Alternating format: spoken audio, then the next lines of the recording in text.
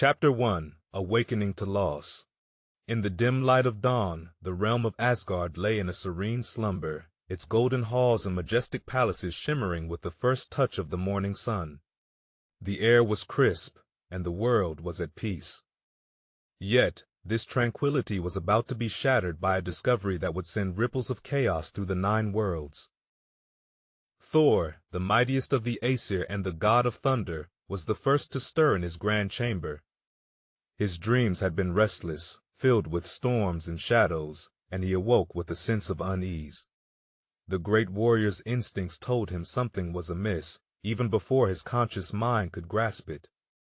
He rose from his bed, his muscles tensing as he prepared to face whatever challenge the new day might bring. As he moved to dress himself, his hand instinctively reached for the place where his mighty hammer, Mjolnir, always rested. The weapon was not merely a tool of war but a symbol of his divine power, a gift from the dwarves and the protector of Asgard from the giants of Jotunheim.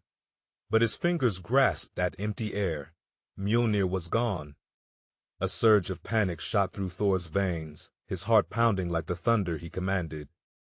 He searched frantically around the room, overturning furniture and tearing through his belongings, but it was futile. The hammer was nowhere to be found. It was inconceivable, unthinkable that Mjolnir could be stolen from under his very nose. The weapon was enchanted so that only he, or one deemed worthy, could lift it. Who then could have taken it? The loss of Mjolnir was more than a personal affront. It was a threat to the very order of the cosmos. Without it, Asgard was vulnerable, and the balance between the realms could be undone. Thor's mind raced with the implications, and he knew he had to act swiftly. He donned his battle attire, the red cape flowing behind him as he stormed out of his chamber, his fiery hair a banner of his fury. The corridors of the palace echoed with the sound of his heavy footsteps. He made his way to the great hall, where the other gods were beginning to gather for the morning's council. The sight of Thor, usually so imposing and confident, now stricken with such evident distress, sent a wave of concern through the assembled deities. Odin, the All-Father, rose from his throne, his one good eye narrowing as he took in the sight of his son's agitation. "What troubles you, Thor?"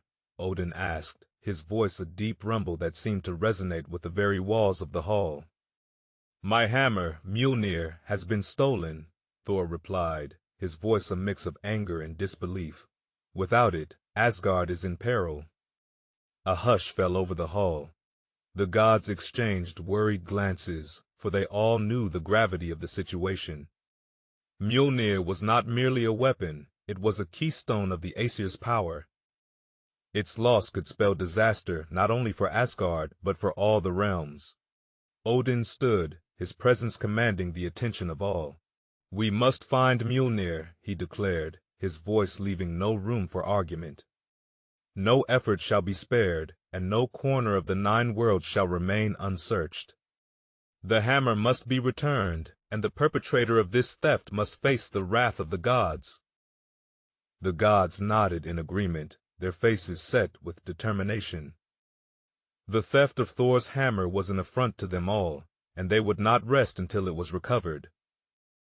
Thus began the quest to find the stolen Mjolnir, a legendary tale that would be told and retold through the ages, a saga of cunning, betrayal, and the unyielding spirit of the gods in the face of adversity. The first chapter of this epic story had just begun, and the fate of the worlds hung in the balance. Chapter 2 The Ransom of Freya. The gods of Asgard convened in the great hall, their faces etched with concern as they deliberated over the loss of Mjolnir. Whispers of dark magic and treachery filled the air, for such a theft could not have been the work of a mere mortal. It was Loki, the trickster god, who first broke the silence with a sly grin spreading across his face. "I may have a notion of who is behind this brazen act," Loki said, his eyes glinting with mischief. "The giants of Jotunheim have long coveted the power of Mjolnir. It would not surprise me if one of them managed to steal it away." Thor's eyes blazed with fury at the mention of the giants, his sworn enemies.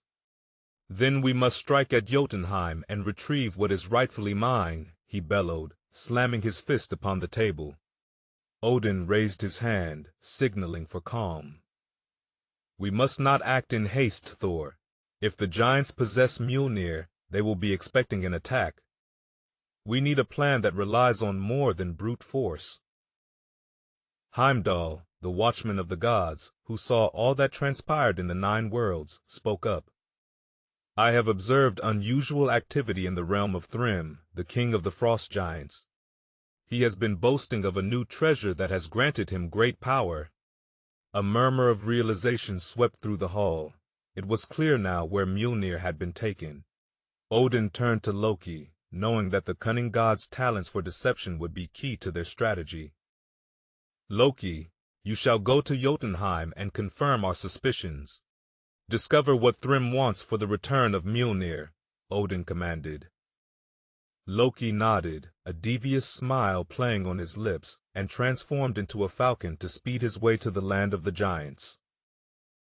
Upon arriving in Jotunheim, Loki wasted no time and soon found himself in the court of Thrym, who sat upon his icy throne, boasting of his latest acquisition. With guile and flattery, Loki coaxed the truth from the giant king. It is true, I have taken the hammer of Thor, Thrym confessed with a rumbling laugh.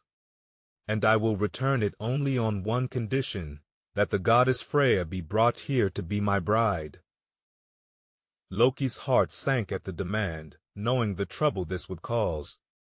Freya, the goddess of love and beauty, was beloved by all in Asgard, and the thought of her being forced into marriage with the loathsome Thrym was abhorrent. With the information he needed, Loki returned to Asgard and relayed Thrym's terms to the gods. An uproar ensued, with many refusing to consider sacrificing Freya to the whims of a giant. Freya herself was outraged, her golden hair crackling with divine light as she vehemently rejected the proposal. We cannot allow this insult to stand, she declared. There must be another way to retrieve Mjolnir without submitting to such indignity. The gods fell into heated debate, searching for a solution that would not involve the loss of their cherished goddess. It was Heimdall who, with his far-seeing vision, proposed a plan so audacious that it took the breath away from those who heard it. Let us not send Freya to Thrym, he said, his voice steady and calm. Instead, let us send Thor in her place, disguised as the goddess. The hall erupted in laughter at the thought of the burly god of thunder masquerading as the delicate Freya. But as the laughter died down, they realized that Heimdall's plan held merit. It was a scheme that played to their strengths, combining Loki's trickery with Thor's might. Reluctantly, Thor agreed to the ruse, and the gods set to work crafting a disguise that would fool the frost giants. A dress of the finest silk was found, along with jewels to adorn the bride. Thor's scowl deepened as he donned the garments, but the gravity of the situation left no room for his pride.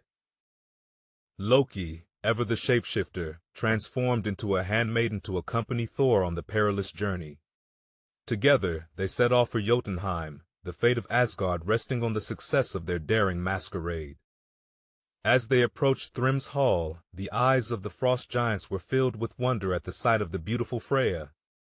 Little did they know that beneath the veil and finery, the thunder god lay in wait, his heart burning with the desire for vengeance and the return of his stolen hammer. The stage was set for a wedding like no other, and the outcome of this strange union would determine the balance of power in the 9 worlds. The gods of Asgard watched from afar, their hopes riding on the success of the ransom of Freya. The great hall of Thrym thundered with revelry as the giants celebrated the impending nuptials. At the feast, Freya sat veiled and silent, while Loki, in the guise of a handmaiden, whispered assurances to the uneasy giants. Thrym, eager to impress his bride-to-be, called for Mjolnir to sanctify their union. The hammer was brought forth, its presence igniting a spark in Thor's eyes. As Mjolnir was laid in the lap of the disguised thunder god, the ruse unraveled like a storm breaking upon the shore. With a roar, Thor cast off his bridal finery and grasped his beloved hammer. Lightning crackled, and the hall erupted into chaos as he unleashed his fury. Giants fell like trees before a tempest, and the battle raged with ferocious intensity. When the dust settled, Thor stood victorious, Mjolnir in hand, the balance of the 9 worlds preserved. The gods of Asgard rejoiced, their faith in the might and cunning of their champions reaffirmed. The feast and the fight would be etched in legend, a testament to the indomitable spirit of the Aesir and the unbreakable bond between a god and his hammer.